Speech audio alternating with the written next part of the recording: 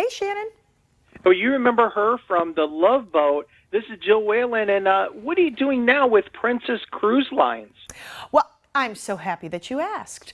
I am Princess Cruises Celebrations Ambassador, and basically what that means is I get to tell everybody how much fun it is to take a princess cruise and how many different celebrations and lifetime memories that you can make in taking a princess cruise.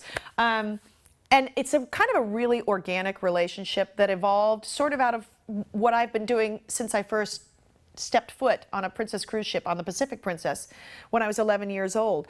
One of the things that Princess is amazing at doing is creating lifetime memories and lifetime moments. And celebrations are a great way to do that. There's, you know, the typical celebrations, which are birthdays and anniversaries and things like that.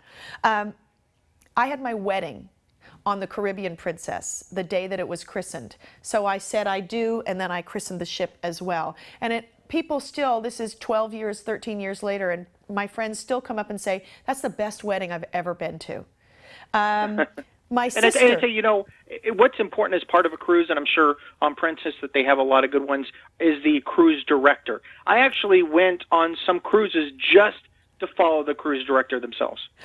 It's true. One of my favorites is Ron Goodman. He's amazing. The cruise directors are great. They're fun. They are very seasoned. They know exactly what they're doing, and they make the entire cruise so worth it. And Princess knows how to do that with their employees. They really have very quality people. And you know, I admit something. I'm a cruiseholic. Are you? Once you we'll go, talk the same language. Once you go, you never want to return. You never want to return to homeland. That's the thing.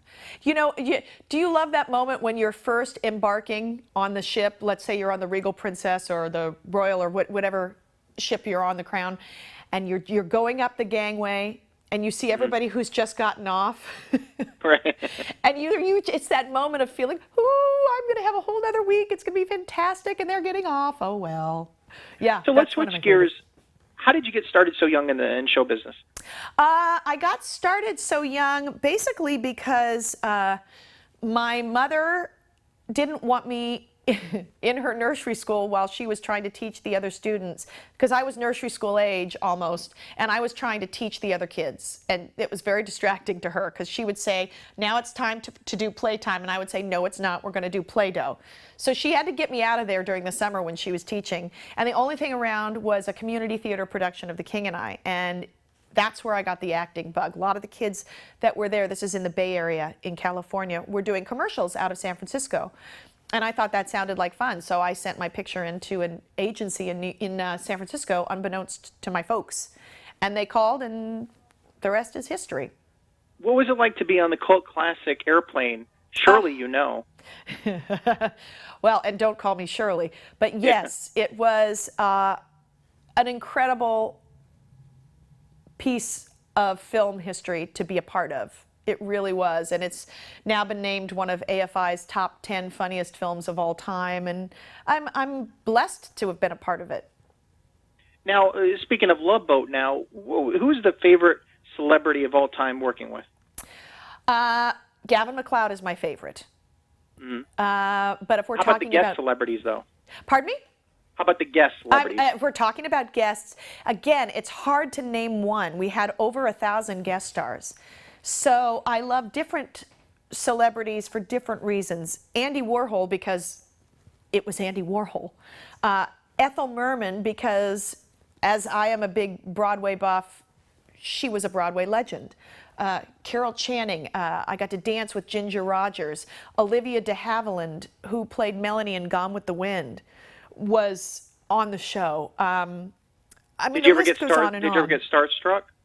You know, I didn't when I was on. I mean, we even had Tom Hanks on the show.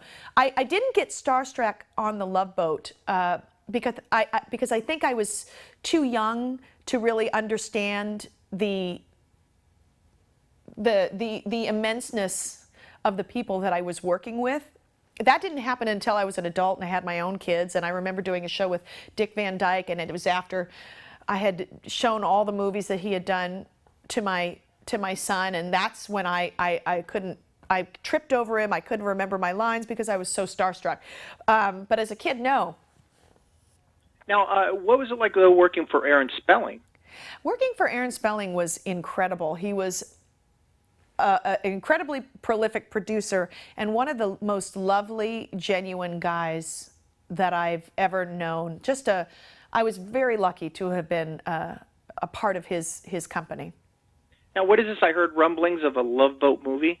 They're trying to resurrect it. You know, we've been hearing that for years, that there's always some rumbling of that. So you never know.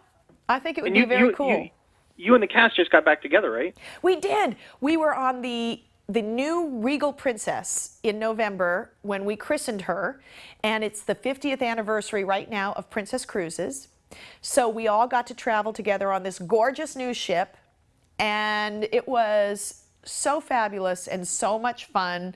We had so much fun on the pop-up restaurants on the ship. They did this great crab shack, and so it was the regular cast plus Jack Jones, who sang the theme for the Love Boat.